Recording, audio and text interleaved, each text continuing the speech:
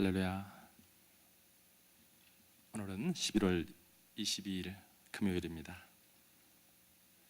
여호와 샬롬 되시는 하나님께서 우리와 함께 하시고 또 평안을 주실 줄 믿습니다. 484장 예전 찬송가 533장 내 맘의 주여 소망 되소서.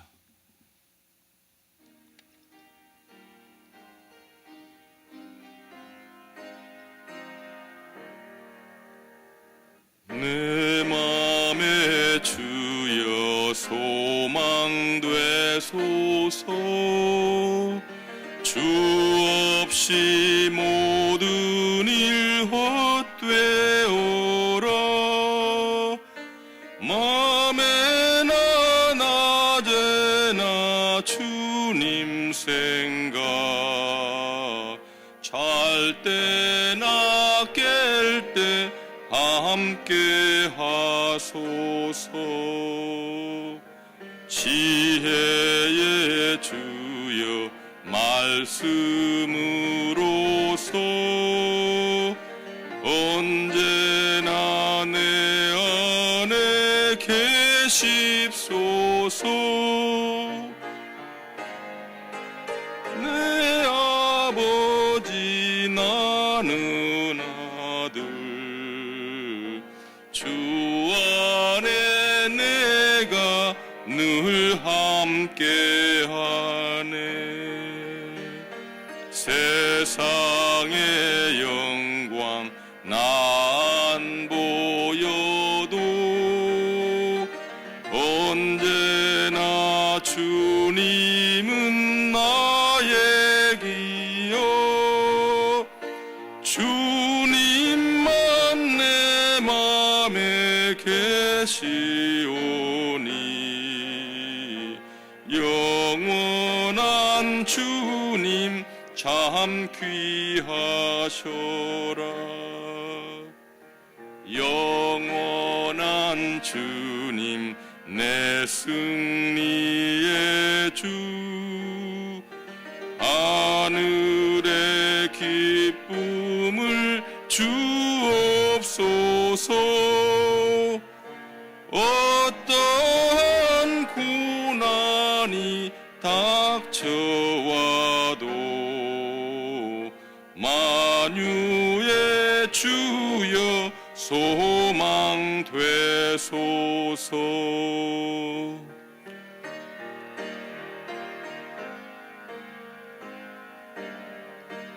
이 1절부터 다시 한번 부르신 후에 임재한 집사님 기도해 주시겠습니다. 내 맘의 주여 소망 되소서. 주 없이 모든 일 헛되어라. 밤에나 낮에나 주님 생각, 잘 때나 깰 때 함께 하소서. 지혜의 주여 말씀으로서 언제나 내 안에 계십소서. 주는 내 아버지 나는 아들, 주 안에 내가 늘 함께하네. 세상의 영광 난 보여도 언제나 주님은 나의 기여. 주님만 내 맘에 계시오니 영원한 주님 참 귀하셔라. 영원한 주님 내 승리의 주, 하늘의 기쁨을 주옵소서. 어떠한 고난이 닥쳐와도 만유의 주여 소망 되소서. 아멘.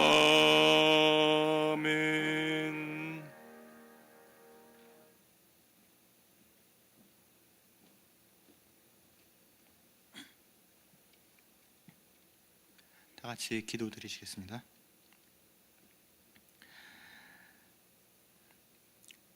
살아계신 주님 감사드립니다. 저희 프라미스 교회를 사랑하시고 지켜주셔서 이렇게 새벽 제단을 통해 하나님을 부르짖고 더 나아가 414 윈도우의 큰 사명을 허락하여 주심에 감사드립니다. 김남수 목사님 이하 많은 교역자와 성도들이 합심하여서 저희에게 부여하여 주신 아이들의 꿈과 희망, 비전과 복음 전파를 위해 더욱더 노력과 열심을 품고 나아갈 수 있도록 프라미스 재단을 하나님께서 더욱 축복해 주시리라 믿습니다. 금년 초 축구 선교를 통해서 중남미에 부어주신 하나님의 은혜와 기적을 저희들이 보고 체험할 수 있게 해주심에 또한 감사드립니다. 그때 감동이 채 가시지도 않았지만 당신께서는 또 다른 거대한 기적을 준비하고 계심을 믿습니다. 이번 축구 선교를 통해서 중남미에 정말 확고한 복음의 씨앗이 뿌려질 수 있도록 인도하여 주시고 수고하시는 많은 손길들을 축복하여 주셔서 당신의 계획과 섭리를 모두가 다 함께 경험하며 더 큰 은혜를 받을 수 있도록 하나님 도와주시옵소서. 많은 중보기도의 후원이 최전선에서 수고하는 지체들에게 큰 힘이 될 수 있도록 기도가 끊이지 않게 도와주시고 많은 프라미스 성도들이 기도와 선교를 통해 하나됨을 경험하는 놀라운 은혜의 시간들이 될 수 있기를 간절히 기도드립니다. 당신께서 사랑하시는 프라미스 교회에 복음과 말씀과 은혜가 넘치길 소망합니다. 성도 간 사랑과 화평이 넘치고 서로 도우며 은혜가 풍성한 교제가 늘 끊이지 않기를 기도합니다. 말씀 위에 바로 선 흔들리지 않는 튼튼한 교회와 공동체가 될 수 있도록 하나님 늘 저희를 지켜주시고 인도하여 주시옵소서. 보이지 않는 곳에서 수고하고 노력하는 여러 성도들을 축복해 주시고 교회를 위해 힘쓰는 많은 어르신들과 교역자분들, 특히 김남수 목사님의 건강을 하나님 주관하여 주셔서 당신으로부터 내려오는 영적인 흐름이 막히지 않고 교회 구석구석까지 잘 전달될 수 있도록 교회의 대들보 역할을 하시는 목사님을 축복하여 주시길 간절히 소망합니다. 프라미스 모든 성도와 가족들이 2013년을 잘 마무리할 수 있도록 끝까지 당신의 인도하심을 간구하길 원합니다. 남은 한 해 프라미스 성도 모두가 한 명의 소외됨 없이 모두 주님의 은혜 안에서 즐겁고 행복한 신앙생활을 할 수 있도록 모두의 마음을 어루만져 주시옵소서. 오늘 예배의 시종 일관을 주님께 의탁드리오며 살아계신 주 예수 그리스도의 이름으로 간절히 기도드렸사옵나이다. 아멘.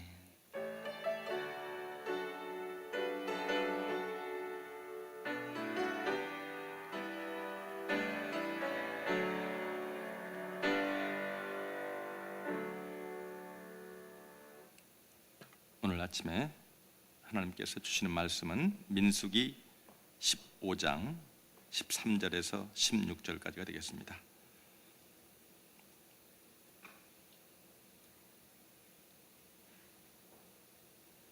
제가 봉독해 올리겠습니다.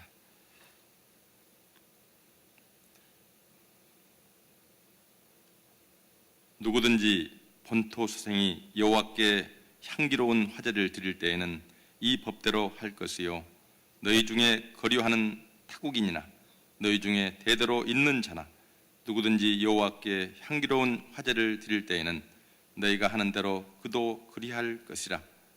회중 곧 너희에게나 거류하는 타국인에게나 같은 율례이니 너희의 대대로 영원한 율례라.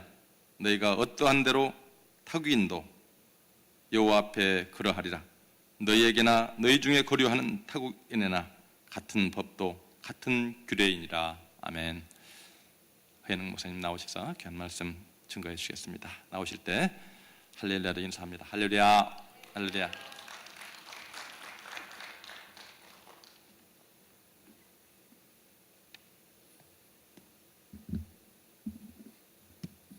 오늘도 새벽을 깨우는 한 분 한 분에게 하나님께서 새벽에 도우시는 은총이 임하기를 주의 이름으로 축복합니다.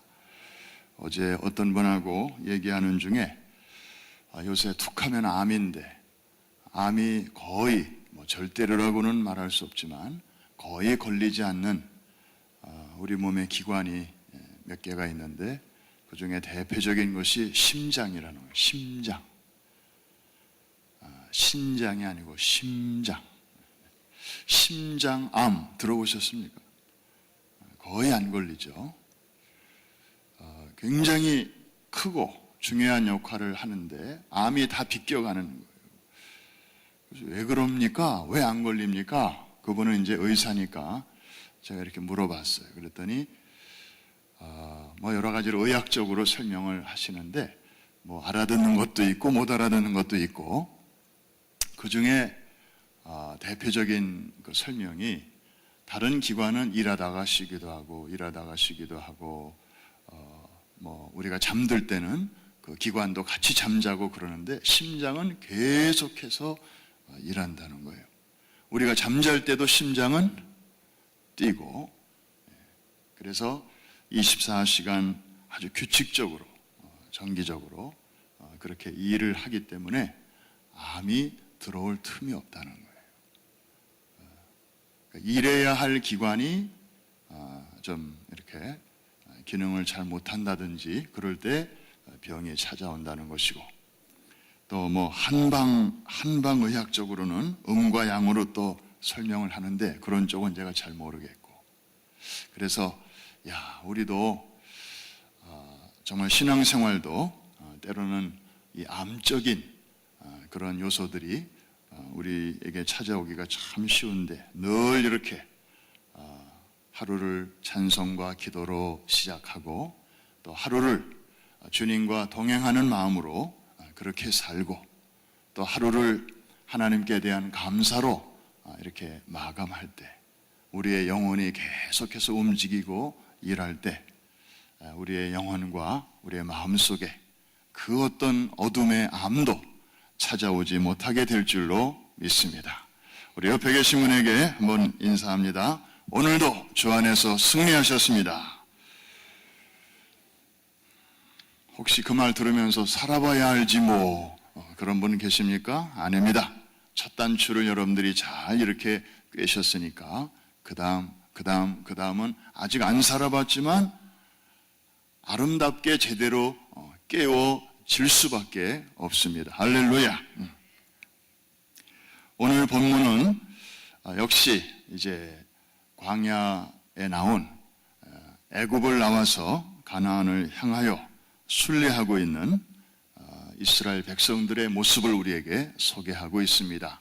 영적으로는 우리의 모습이기도 합니다. 그죠? 우리도 영적으로는 출애굽을 했고 아직 가나안 땅에는 들어가지 않았고, 이제 세상이라고 하는 광야길을 오늘도 구름 기둥과 불 기둥의 인도를 받으며 한 걸음 한 걸음 순례하는 그런 사람들이기 때문입니다. 여러 가지 일들이 광야에서 생기죠. 그런데 혹시 여러분, 최근에 어떤 선입견 혹은 편견, 이런 문제로 좀 고민해 보신 적이 있습니까? 사람은 누구나 그런 게 다 있어요. 어떤 것에 대한 나의 그 고정된 시각, 누구에게나 조금씩은 다 있는 것 같습니다. 특별히 내가 태어난 고향이 아닌 다른 지방 출신에 대한 그런 어떤 이미지가 있고요.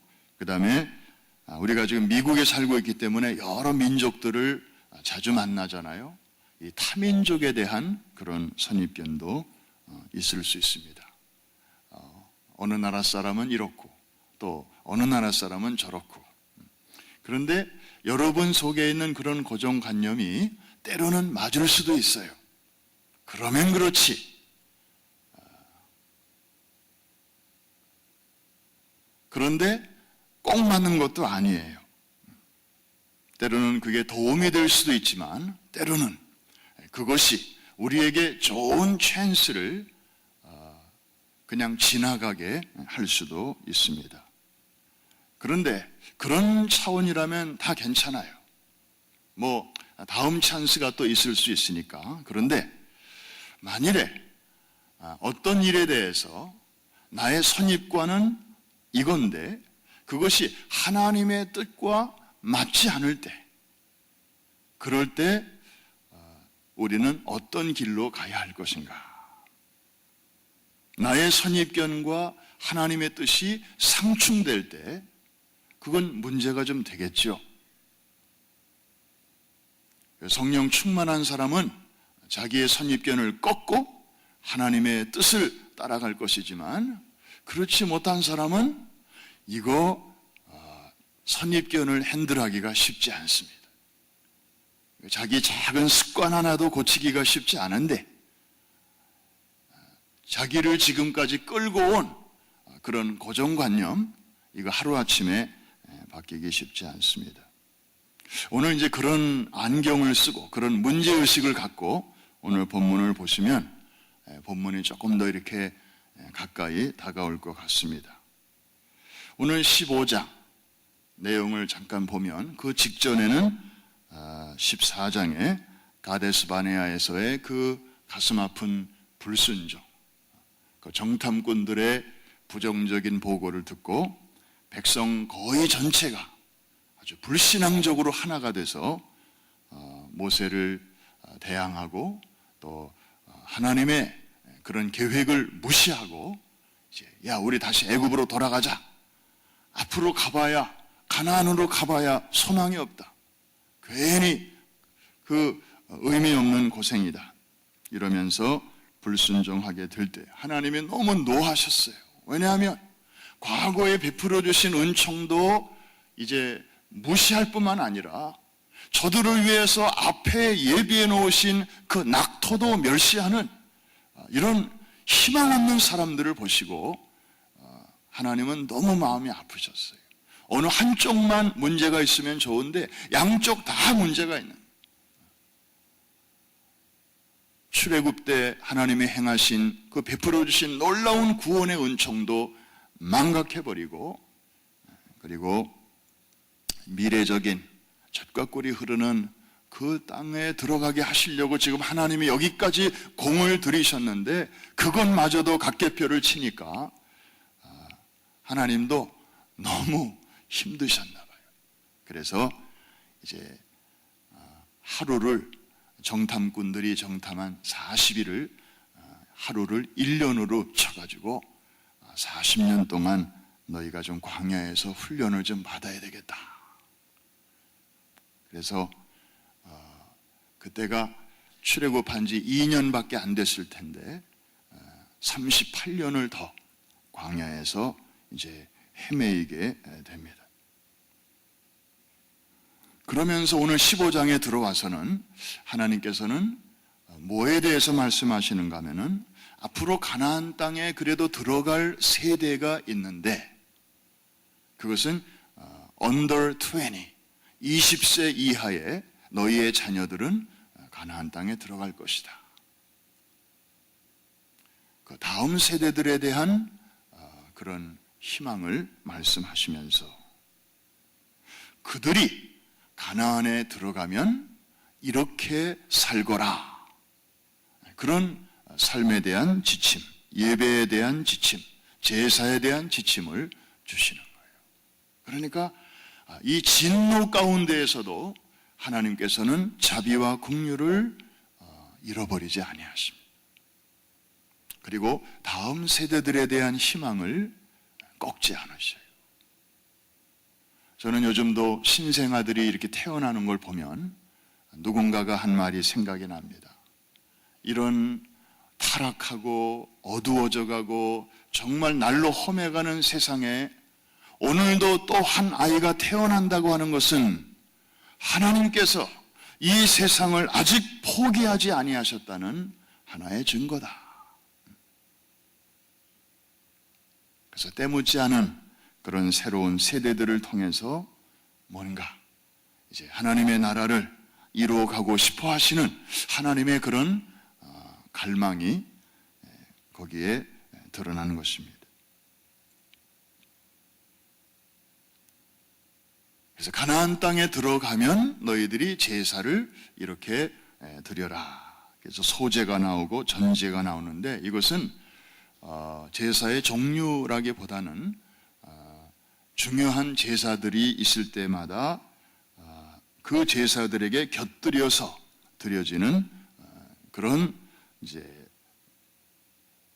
부가적인 그런 제사를 말하는 것인데, 소제, 이것은 고기를 가지고 드리는 제물이고, meat offering, 그리고 전제, 이것은 이제 영어로 drink offering인데 이렇게 액체로 된 것을 부어서 드리는 방식의 그런 제사를 말하는 것입니다.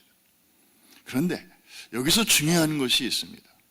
우리가 놓쳐서는 안 되는 포인트가 하나 나오는데, 우거하는 타국인에 대한 규례가 나옵니다. 이제 우리 옛날 성경에는 우거하는 타국인 그렇게 돼 있고, 우리가 지금 사용하고 있는 개역 개정 성경에는 거류하는 타국인 그렇게 돼 있습니다. 우거한다, 거류한다. 도대체 이 사람들은 누구를 말하는 것인가? 이제 원래 유대인이 있고 아브라함의 자손들이 있고 그들과 함께 섞여 사는 이방인들을 말하는 거죠. 거슬러 올라가면은 이 사람들은 출애굽할 때에 같이 나온 사람의 자손일 수 있습니다. 여러분, 출애굽할 때 아브라함의 12지파만 나온 것 같죠? 저도 오랫동안 그렇게 생각했어요. 그런데 이 광야의 생활을 기록한 책들을 이렇게 읽다 보니까 거기에 무슨 잡족, 같이 나온 잡족 이런 얘기도 나오고, 그래서 꼭 유대인들만 나온 게 아니었어요. 유대인이 아닌 그런 이방인 중에도 출애굽할 때에 묻어서 나온 그런 사람들이 있었습니다. 또 이 우거하는 타국인 중에는 이제 광야 행진하는 중에 거기서 어떻게 또 같이 합류하게 된, 그래서 가나안 땅에까지 들어가게 된 그런 사람들도 아주 소수지만 있었고, 또 가나안 땅에 원래부터 사는 사람이었는데 이제 거기에 들어온 유대인과 만나게 되고, 그리고 저들과 한 여호와 신앙으로 동화된 그 땅의 사람들도 있을 것입니다. 이런 모든 사람들을 총칭해서 이제 우거하는 타국인이라고 성경은 말하고 있습니다.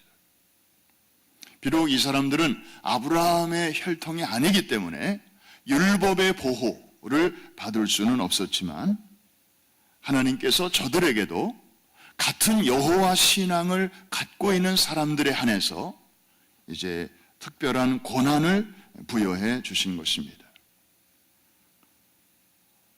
나그네들 혹은 이방인들이라고 표현되는 이분들, 이런 사람들 전체를 가리켜서 우거하는 타국인들 이렇게 표현하고 있습니다. 이 사람들은 우선 토지 소유가 허락되지 않았습니다. 제가 몇 년 전에 우리 장로님하고 캄보디아를 방문한 적이 있었습니다. 거기에 학교를 지을 수 있는 좋은 땅이 하나 나왔다고 해서 그 장로님이 좀 보러 가자고, 그래서 이제 같이 갔는데 아주 굉장히 넓어요. 그런데 우리가 모르고 간 것이 하나 있었습니다. 캄보디아 법은 외국인은 땅을 살 수가 없어요. 그래서 현지에서 수고하시는 한국인 선교사님의 이름을 빌려서 그분하고 같이 가서 그분의 이름으로 이제 땅을 이렇게 계약을 하고 땅을 사서 지금까지 이제 또 우리 교회 이름으로 그렇게 잘 땅이 거기 잘 있습니다. 거기 이제 앞으로 학교도 지을 수 있고 뭐든지 할 수 있는 그런 가능성이 있는데요. 그런 것처럼 캄보디아라는 나라도 그런데 이 유대 법도 타국인은 가나안 땅을 살 수가 없었어요. 왜냐하면 가나안 땅은 아브라함 때부터 그야말로 조상 대대로 아브라함의 자손들에게 주시기로 한 영원한 기업이기 때문에 외국인들은 자격이 없었습니다. 그러니까 땅이 없다 보니까 이 우거하는 타국인들은 문자 그대로 그냥 나그네 떠돌아다닐 수밖에 없었습니다. 그래서 경제적인 안정성을 확보하기가 어려웠어요. 그래서 하나님께서는 이런 사람들을 고아와 과부 같은 그런 경제적 기반이 약한 그런 그룹들과 동일하게 다루셨습니다. 그러면서 이스라엘 백성들이 자기들과 더불어 살고 있는 이들을 위해서 자선을 베풀도록 구제하도록 제도적인 장치를 마련해 주셨습니다. 대표적인 이야기가 룻기를 읽다 보면 왜 추수 때가 되면 그 벼 이삭을 다 베지 말고 한 모퉁이를 남겨놓으라. 그렇게 하나님이 그렇게 아예 법으로 정하시잖아요. 누구를 위해서?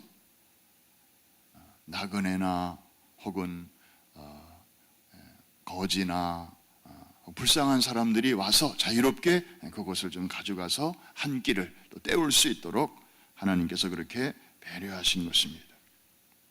땅을 소유할 수 없는 그런 구조적인 약점을 안고 있는 그런 사람들을 향한 배려죠. 그런데 더 중요한 것은 하나님께서 이렇게 나그네 이런 사람들을 배려하시는 이유, 더 깊은 이유가 있습니다. 그것은 바로 이스라엘 백성들이 과거에 너희들은 어땠느냐 하는 것입니다. 너희들이 애굽에 살 때 너희들은 어떤 존재였느냐? 너희들이 바로 애굽 사람들이 볼 때에는 나그네였고 외국인이었고 그야말로 뿌리 없는 사람들이 남의 나라에 와서 그것도 400년 동안이나 종노릇하지 않았는가? 그러니까 그 시절을 잊지 말라는 거예요.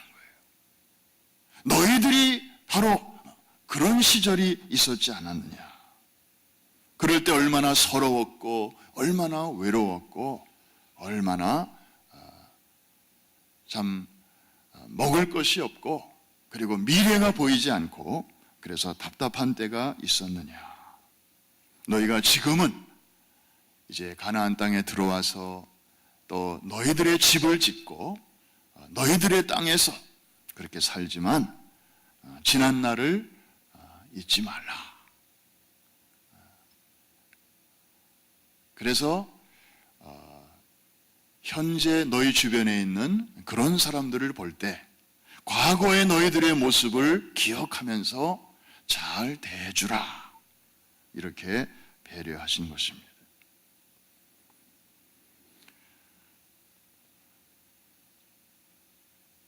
이게 바로 하나님이 일하시는 방법입니다. 하나님의 스케일입니다. 그래서 처음에는 이스라엘 백성들이 이 말씀을 잘 간직하고 잘 했던 것 같아요. 그런데 시간이 지나면서 자꾸 이제 다시 인간의 고정관념, 선입견, 편견 이런 것들이 이제 더 커지고 하나님의 뜻이 들어올 수 있는 자리는 그만큼 점점 줄어들고 그러다 보니까 유대인들의 마음속에는 아주 편협한 그런 선민의식이 나중에는 굉장히 강해지게 되죠. 그래서 우리가 요나서 이런 책에서도 알 수 있듯이 요나가 굳이 하나님이 가라고 하는 데를 그렇게 안 가려고 했던 이유가 뭡니까? 하나님 거기는 이방 땅인데 또 거기에다가 이스라엘을 역사적으로 아주 괴롭혔던 그 땅인데 그 이방인들은 어차피 구원 못 받을 사람들인데 거기다 대고 복음을 외치고 회개하라고 외치는 게 무슨 소용이 있습니까? 침몰하는 타이타닉 배에 화장실 수리하는 거와 똑같은 거죠. 그 사람들은 곧 이제 배가 가라앉을 텐데 그거 뭐 비싼 돈 들여서 시간 들여서 뭐 수리할 일이 뭐 있습니까? 이제 그런 생각이에요, 요나가. 이게 바로 대표적인 유대인들의 갖고 있는 그런 편견이었습니다. 하나님은 그래도 가라. 그 이방까지도 좌우를 분별치 못하는 그 12만 명이 살고 있는 그 땅을 품으라고 요나를 보내시는 것입니다. 말씀을 정리합니다. 하나님의 관심은 이렇게 아브라함의 자손에게만 집중하지 않고 그 주변에 있는 비록 소수지만 그런 이방인 또 나그네 그리고 정말 뿌리 없이 유대인 주변에 살지만 법적으로나 구조적으로 아주 열악한 환경에 있는 그러면서도 신앙은 한 여호와를 섬기는 그런 믿음의 사람들에게도 하나님의 관심이 이렇게 뻗쳐지고 있습니다. 중요한 것은 우리가 저들에 대한 편견을 때때로 가질 수 있다는 것입니다. 우리도 지방에 대한 편견, 그렇죠? 경상도 출신은 어떻고, 전라도 출신은 어떻고, 경기도 출신은 어떻고, 이북 출신은 어떻고. 하긴 뭐 이런 편견은 예수님 당시도 있었더라고요. 나사렛에서 무슨 선한 것이. 이게 참 뿌리가 깊은 거예요. 특별히 미국에 살고 있는 우리에게는 인종에 대한 그런 또 편견이 있을 수 있습니다. 중국 사람은 어떻고, 인도 사람은 어떻고, 히스패닉은 어떻고. 특별히 결혼 정년기에 있는 자녀들을 둔 우리 부모님들에게 사위감, 며느리는 반드시 한국인이어야 한다. 예를 들어서 그런 생각이 우리 속에 있을 수 있습니다. 사실 우리 한인 부모들에게는 굉장히 민감한 사안입니다. 물론 다 신앙인이기 때문에 이런 문제에 대해서 뭐 인종을 가리지 말고 우리가 다 한 형제 자매로 받아들여야 된다. 원론적으로는 다 찬성하세요. 행여나 사위감으로 며느리감으로 타인종을 데리고 와도 원론적으로는 다 찬성하는데 막상 내 일로 다가오면 이게 쉽지가 않은 거예요. 쉽지가 않은 거예요. 잠을 잘 수가 없고 이거 그냥 받아들이자니 참 앞이 캄캄하고 또 반대하자니 하마터면 자식을 또 자식과 의가 상할 것 같고 잘못하면 자식을 잃어버릴 것 같고 그래서 뭐 시대가 이제 점점 많이 이렇게 바뀌기 때문에 우리 부모된 어른들의 마음들도 많이 이렇게 넓어져 가고는 있지만 아직은 이민의 역사가 다른 민족에 비해서 그렇게 길지 않기 때문에 아직도 우리는 이게 어색해요. 제게도 이제 결혼 정년기에 접어드는 자식이 둘이 있기 때문에 저도 항상 그런 가정을 해봐요. 혹시 어느 날 우리 애가 결혼하겠다고 결혼 상대자로 데려오는데 한국인이 아닌 다른 아이를 데려오면 나는 어떻게 할 것인가. 지금 이렇게 가상 연습을 자꾸 해봐요. 내 감정은 어떨 것인가. 또 결혼한 이후에는 이제 어떻게 대할 것인가. 대비를 해야 되니까요. 근데 이제 요즘 젊은이들은 꼭 이렇게 한 핏줄이어야 된다 이런 것보다는 이제 말이 통하고 감정이 통하고 문화가 통하고 어차피 자기들이 알콩달콩 이제 살아갈 거니까 그런 쪽에 더 비중을 많이 두고 있습니다. 중요한 것은 이제 신앙입니다. 신앙은 반드시 같아야 되는데 오늘 본문의 말씀도 비록 외국인이어도 타국인이어도 무조건 다 품으라 이게 아니고 저들이 한 여호와를 섬기는 신앙 안에 들어올 때 저들에 대해서 이렇게 잘 대해주라, 그런 말씀입니다. 오늘 하루도 이 말씀을 마음에 새기면서, 그러나 가장 감사하고 우리가 잊어서는 안 되는 것은 우리가 바로 나그네였고 외국인이었고 이방인이었는데 하나님께서 우리를 이렇게 잘 선대해 주셔서 오늘과 같이 영적인 하나님의 자녀의 반열에 세워주신 거 얼마나 감사한지 모릅니다.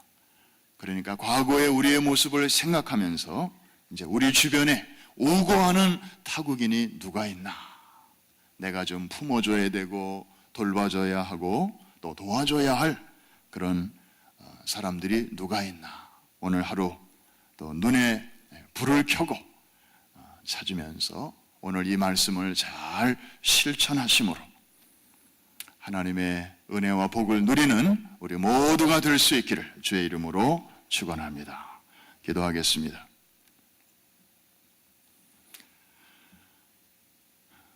새날을 주신 하나님 감사합니다.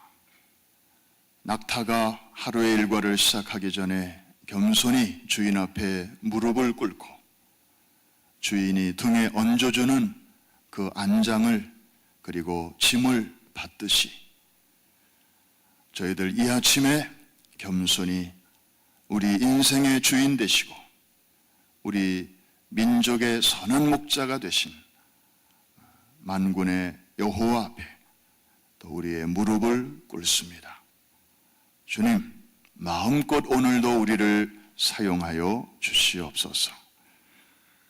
특별히 오늘 주신 말씀이 저희들이 가야 할 로드맵이 되게 하여 주옵시고 또 나름대로 씨름하고 있는 실제적인 문제들에 대해서 또 하나의 방향타가 되게 하시고 나침판이 될 수 있도록 성령님 이 말씀과 더불어 역사하여 주시옵소서.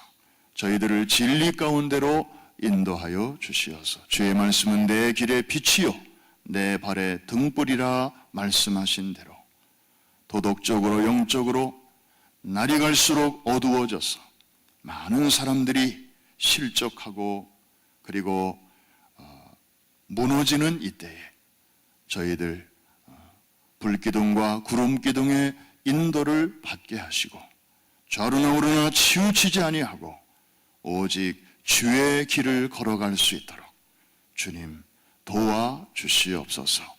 오늘도 여러 가지 사연을 갖고 주 앞에 나와서 우리의 마음을 쏟으며 주 예수 그리스도의 이름으로 기도할 때 공중의 권세가 감히 우리의 기도를 깨트리지 못하게 하시고 하나님의 보좌 앞에 고스란히 상달되는 승리의 아침이 되게 하여 주시옵소서. 담임 목사님, 오늘부터 시작하여 이제 주말까지 멕시코에서 감사절 특별 성회를 인도하시게 됩니다. 우리와 혈통이 다르지만 문화가 다르지만 한 여호와를 섬기는 우고하는 타국인을 이제 섬기실 때 오늘 성경에 기록된 하나님의 놀라운 은혜와 축복과 기적이 그 땅에 넘치게 하여 주시옵소서. 주님, 감사의 계절입니다. 돌아오는 주일이 추수감사 주일입니다.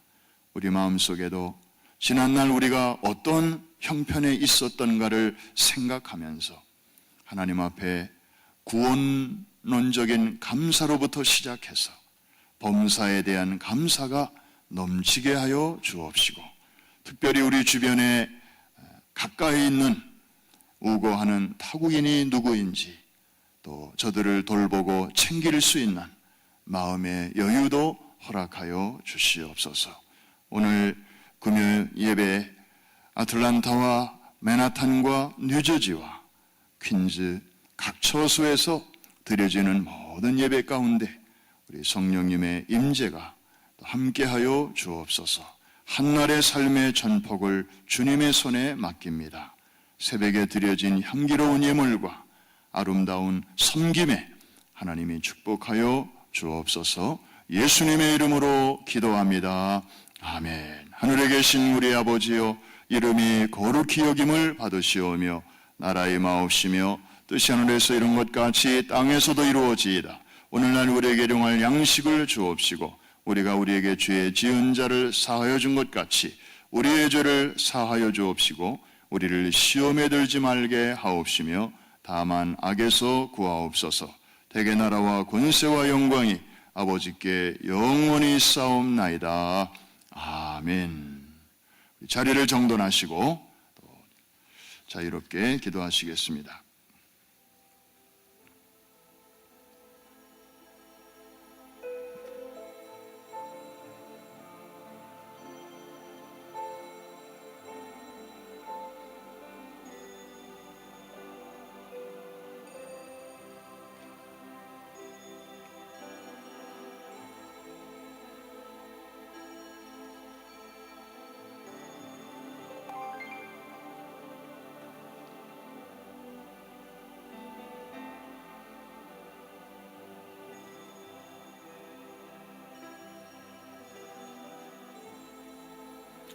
다가오는 우리 중남미 축구 선교를 위해서 지금 150명가량의 참가자들을 위해서 또 이 일을 위해서 현지에서 열심히 뛰고 있는 그 땅의 지도자들을 위해서 스테디움마다 정말 하나님께서 만나고 싶어 하시는 어린아이들로 가득 찰 수 있도록, 그리고 저들의 마음 가운데 복음의 광채가 비춰지게 하시고 저들의 부모님들과 또 그 경기를 시청하는 1억 명 이상의 시청자들에게도 하나님의 복음이 전달될 수 있도록 이 엄청난 역사를 위해서 수고하는 많은 사람들을 위해서 여러분 기도해 주시기를 바랍니다.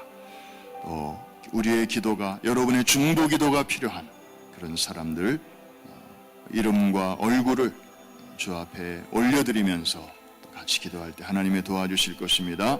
우리 손을 한번 높이 드시고, 주님 내가 여기 있습니다. 주의 이름을 부릅니다. 주여 3번 크게 부르시고 합심해서 기도합니다.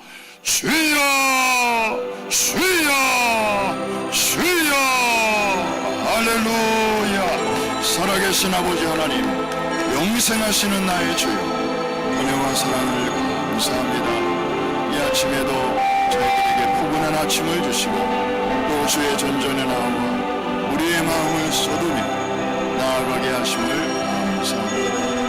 주 여기 계시오니 오 주님, 참으로 저희들 좋습니다. 주님과 함께 여행을 가니 저희들 참 든든합니다.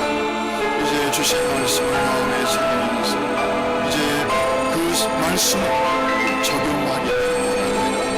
하나님의 뜻과 우리의 고정관념이 같이 갈 때는